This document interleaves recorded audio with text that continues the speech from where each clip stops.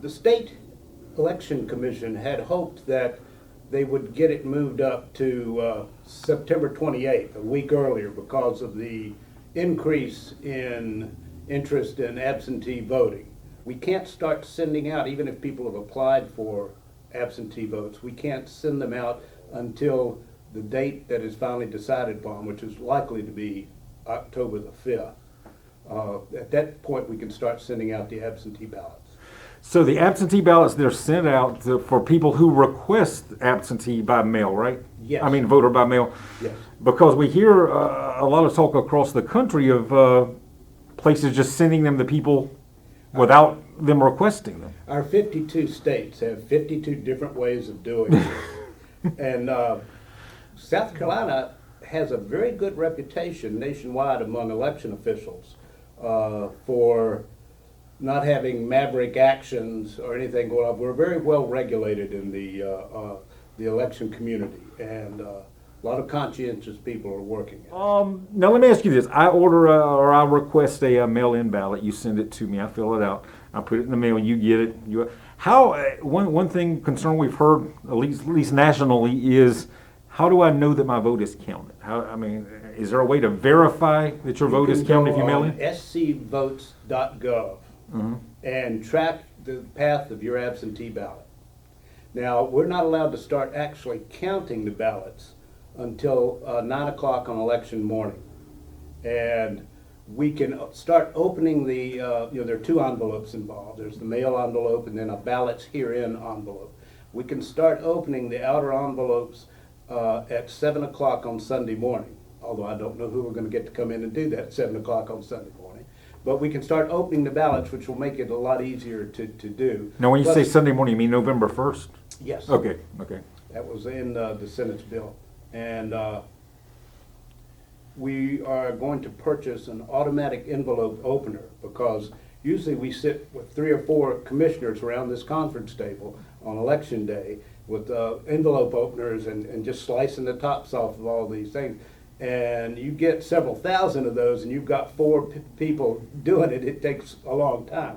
And we hope to have some volunteers. I believe we've already rounded up a group of people to come in and help the commissioners to scan the ballots in. Now, what about this concern? And like I said, a lot of this stuff is national, you hear, not South Carolina, not Georgetown County. But the ballots don't have to be signed or don't have to be verified by a notary public or anything. So how are you going to verify that the person who sends in the ballot is a registered voter? What we do is, when we get it in, we go and pull their voter registration record, where they signed the voter registration, and we compare that signature to the signature on the envelope. And they might, like, I've got arthritis in my hand sometime, and it's made my signature change a little bit, but it's still recognizable as that signature. But we do that. We check that their signature is the correct signature. The other thing is that there's a witness signature on there. We can't verify that, but we can verify that there is a witness signature. The state election community has been trying to get rid of that requirement, because there's no way to prove that that was actually signed by a witness. But that's the way the state law is, and first and foremost, we obey the state law. But when you get a mail-in ballot, if it's not signed at all by anybody, you can't count it. Okay, so it has to be signed. It has to be signed, and we do check that the signature is authentic. So you say, at last count, 6,000 mail-in ballots have been requested locally. What's the deadline for requesting a mail-in ballot?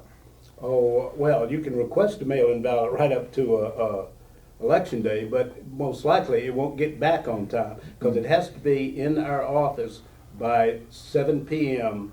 on election night.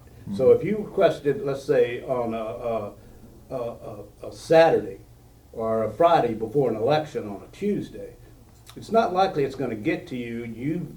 You process it in your home and mail it back in time to get here at 7 o'clock on election night.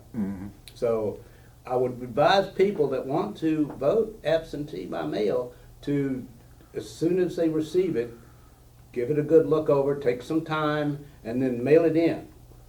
Don't hesitate. Don't put it on the top of your desk or up on the kitchen table and let it sit there. Get it in the mail and get it to us. And does the Georgetown County Election Board feel that mail-in voting is safe? Is what? Safe. Oh yeah, we've been voting by mail in in the state of South Carolina for 20 years. I mean, this is not something new. We've been doing it for a long, long time.